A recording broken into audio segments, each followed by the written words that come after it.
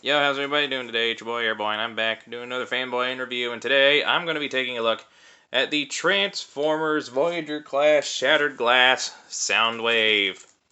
And before we look at the figure, and before we actually look at the box, one thing I want to address, he comes with a comic. Since I ordered him directly off of Hasbro Pulse, he comes with a comic. I'm not going to go over the details about what's in the comic, I just wanted to show that off. Anyway, now, before we look at the figure, we look at the box. As you can see, it's the same classic shattered glass style box with a nice image there of Soundwave. The same image of Soundwave there on the side. On the other side, that exact same image of Soundwave.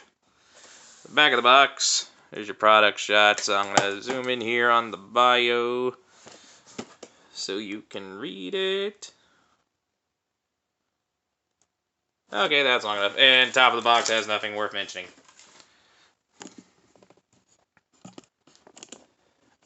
That's not the part I want to lower. Here we go. Now, here we have Soundwave, and it is exactly the same design as the Netflix Soundwave that came out a little while ago. And yeah, I absolutely love that figure. So that said, I absolutely love this figure. They did absolutely phenomenal. A phenomenal job with this design, and I absolutely adore the shattered glass color scheme for Soundwave. The blue and the white. Unfortunately, I hear this particular figure has the same issue that the Starscream has, the Shattered Glass Starscream, and that the white plastic will yellow over time. And the only way I know how to fix that will only make it worse down the line, so the only remedy for it is to either paint over the white plastic with white paint, or just leave it as it lies. You see there's little bits of blue, little bits of green from the back. Not a whole lot worth mentioning. He does come with accessories. He comes with the same blasters that Netflix Soundwave came with. First on the back of this one, out pops the silver barrel for the gun. And the other one's just a shoulder cannon. Oh, yep. Where'd I put that thing? He also has something I lost track of. Here it is. He also has this little gun here that can flip out into like a handle, and I guess if you want to, you can take one of these and attach it and make it like a hammer out of it. Personally, I never liked this little gun. So go ahead and take a good look at it, because this is the only time you're going to see it in the whole review. And he also comes with Shattered Glass Ravage, which is very nice. I'll do a quick little comparison here with the Netflix or Siege Ravage, whatever you want to call it. And mine has little repo labels on it.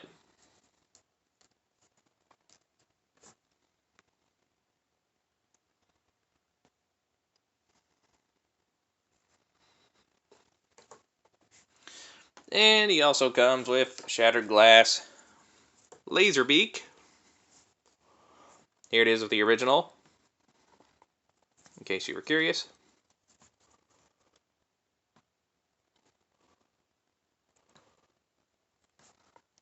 And Shattered Glass Laser Beak uses the Siege Laser Beak design, whereas this one is the more G1/Earth design. And like the Netflix Soundwave, you can store most of this stuff on them. You can take guns, plug them onto the back here. That's like batteries or extra support.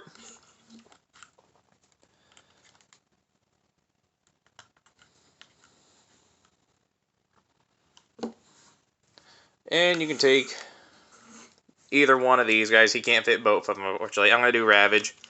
Plug it into his chest here, and store one of his chest minions in there just like that. Now, before we get into the robot mode, well, actually, I need to do the Soundwaves comparisons. Here he is next to Shattered Glass Megatron.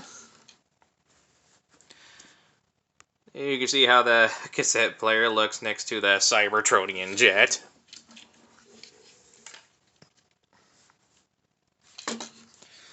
Here he is next to Shattered Glass Starscream.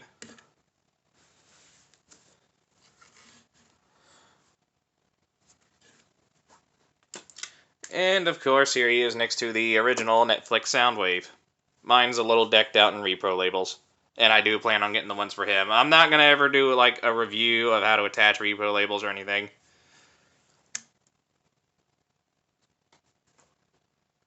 Right now, before we get into his robot mode, we're going to cover Laser Beak and Ravage.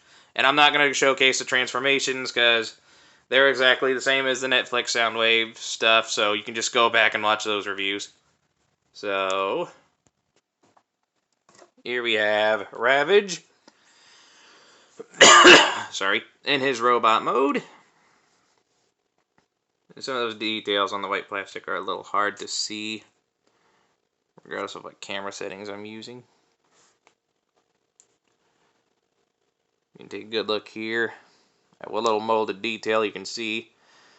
He's more or less got the same color scheme as Soundwave going on, with the light blue and the white.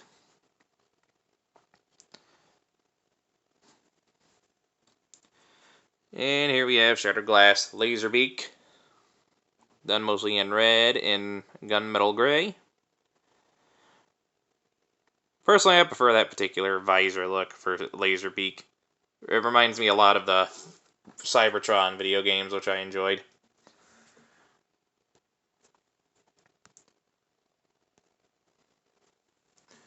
And for comparison, here they are next to their normal universe counterparts. I'm going to move them aside. Here we go. So you can see how they look together.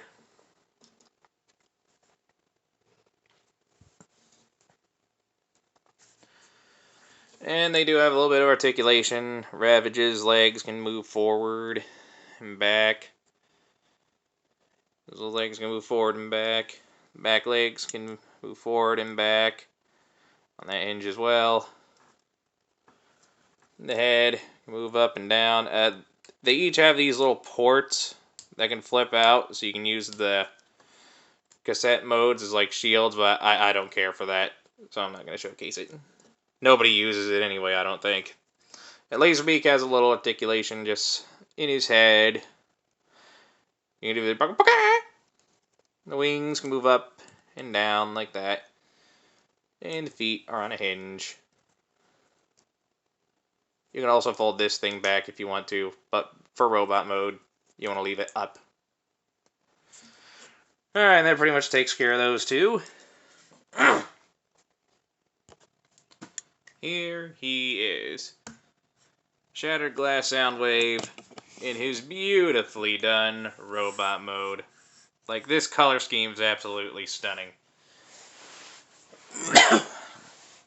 As far as like molding and everything is concerned, it's exactly the same as the Netflix Soundwave. The only difference is that the head sculpt includes that tight headband, because I believe Shattered Glass Soundwave is like supposed to be a break dancer or something. I don't 100% know the Shattered Glass Soundwave story. I'll probably end up looking it up when we're done here. As you can see, he's covered in that beautiful metallic light silver paint. Probably could have used another coat here on this panel, but, you know, no big deal, not the end of the world. Nice transparent plastic there for the chest plate.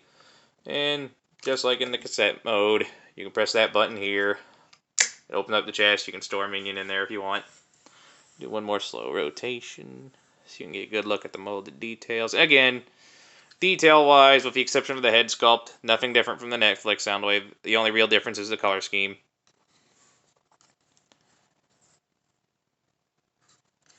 As far as articulation goes, the head is on a ball joint. I'm going to raise the camera a little bit. The head is on a ball joint. You can look up about that far, down, not quite so much. Full rotation. Shoulders can do a full rotation. You can go in and out on the transformation joint if you need to. You can go up that far, down that far. There is bicep rotation, a double jointed elbow, so you can get a full bend, and just like the Netflix Soundwave, if you want to put in a pose that looks like he's pushing the button, you totally can. Nothing at the wrist, just the transformation joint, unfortunately. Waist can fully rotate. These little panels here on the legs can move forward to accommodate leg movement. Legs can kick up that high, and this back panel here can move to allow the kicks to go that far back. You can do a full splits. That leg's a little loose, I'll have to fix that. There is a thigh swivel, 90-degree knee bend, and the feet do have a slight tilt. So yeah, not the most posable figure in the world, but you can get a few decent poses out of the guy.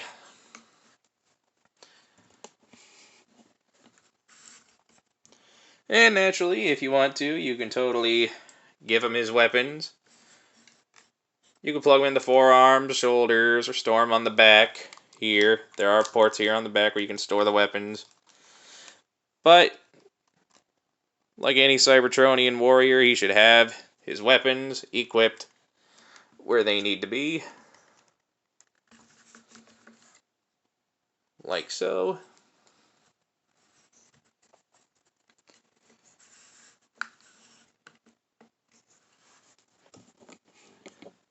And because they're part of the same set here, I'll go ahead and bring in Beak and Ravage. We'll just put a little Ravage here on the ground at Soundwave's feet. And Beak. Soundwave, both versions of Soundwave do have these little tabs here that are meant specifically for these oddly shaped feet to peg into, but the connection, it's not quite that secure. Like, unless you have them perfectly balanced, chances are it won't even hold that much. Like, it's holding right now, but it doesn't, as you can see, it didn't take a whole lot to knock them loose. So, what I normally do is, I'll take advantage of this peg that I never use for anything else. Just flip it out. Stick it in this hole in the forearm, just a smidge. Then I'll position Beak in a way where I can angle his feet down a little bit. Make it look somewhat natural. Here we have Beak on Soundwave's arm. Let me put him back. Here we go. And for comparison, let me adjust the camera a little bit. For comparison, here he is next to Shattered Glass Megatron. You can see how big he is next to his leader. Here he is next to Shattered Glass Starscream. See how the parallel universe version of the two best Decepticon characters look next to each other?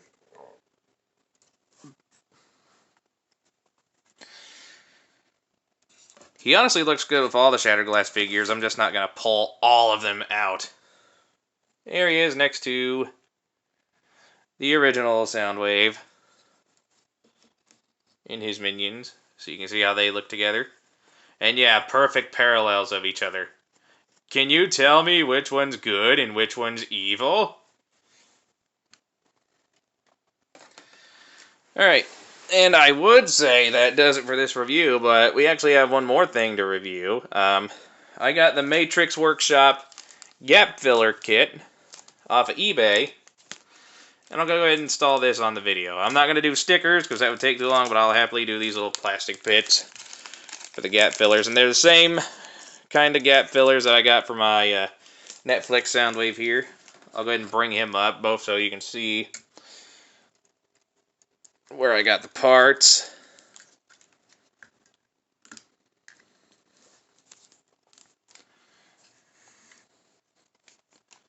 And so I can see where I need to put the new ones on Shattered Glass Soundwave. Hold on, I got this little baggie here that's really fighting me right now. Here we go. Now the kit comes with these two little white bits. I believe these are meant for his arms. Let me see. I know these are the same as this Soundwave. Maybe. Yes, no, I don't know. Okay, yeah, so yeah, these little bits are for the back of his arms. I'll just go ahead and put them on. Just sliding these little holes right here.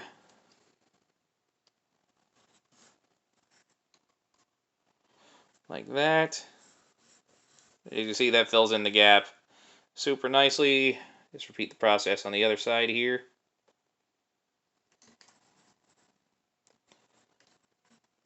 Just press it in like that. Okay, you also save those for last. Those are the best ones. We also got separate pieces that go into the gaps under the feet. See if I can figure out how this works. Okay, so that goes there. Like that. I take this one, plug it in there. Like that. There we go, and that fills out the foot a little bit. It comes with a set for each foot. Like that. Like that. Also adds a little bit more detail underneath the foot. Not that you would need it, but it's there. And he comes with little bits here for the back of his legs. So let me double check, make sure I do this all right. Okay, if I'm looking at the ones on Netflix Soundwave correctly. Yeah. Okay. So the ones that look like that go in this lower hole here. Squeeze in there. There we go.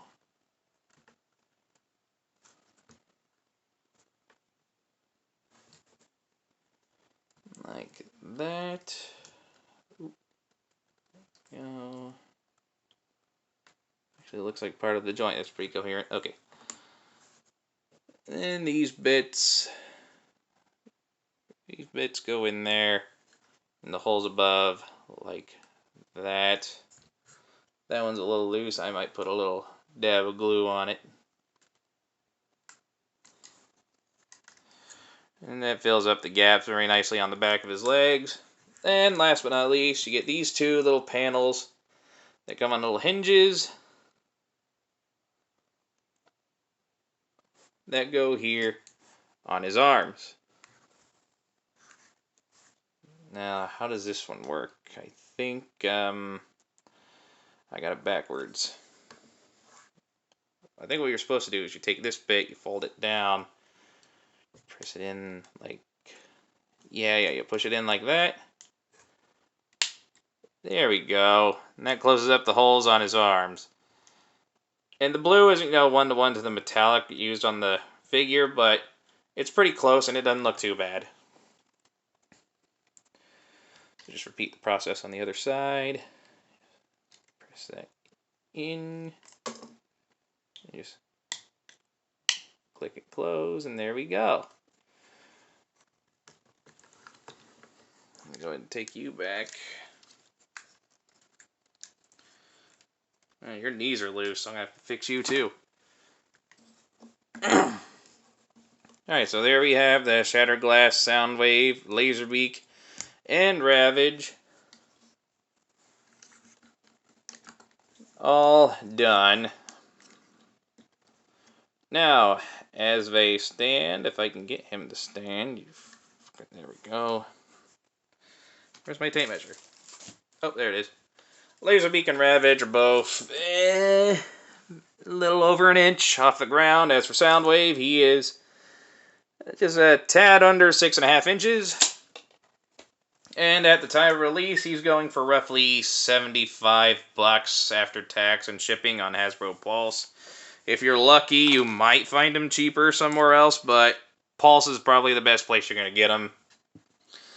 And, I'd recommend him. I mean, despite the white plastic flaw that's probably going to end up yellowing over time, these Shattered Glass figures are really good, and this Soundwave is no exception to that. He is definitely a perfect addition to the Shattered Glass collection, and I hope they do more Decepticons. I'm hoping they do Shockwave soon. I would love a Shattered Glass Shockwave. So, this has been... I do recommend him. If you can find him for a decent price. Again, he's $75 after all the shipping and stuff on Hasbro Pulse. If you can find them cheaper, do so. Otherwise, Hasbro Pulse your best bet. So yeah, this has been the Shattered Glass Soundwave. If you enjoyed this review, hit that like English is hard. Hit the like button. Leave a nice comment and enjoy the rest of your day, and I'll catch you all in the next review. Bye-bye.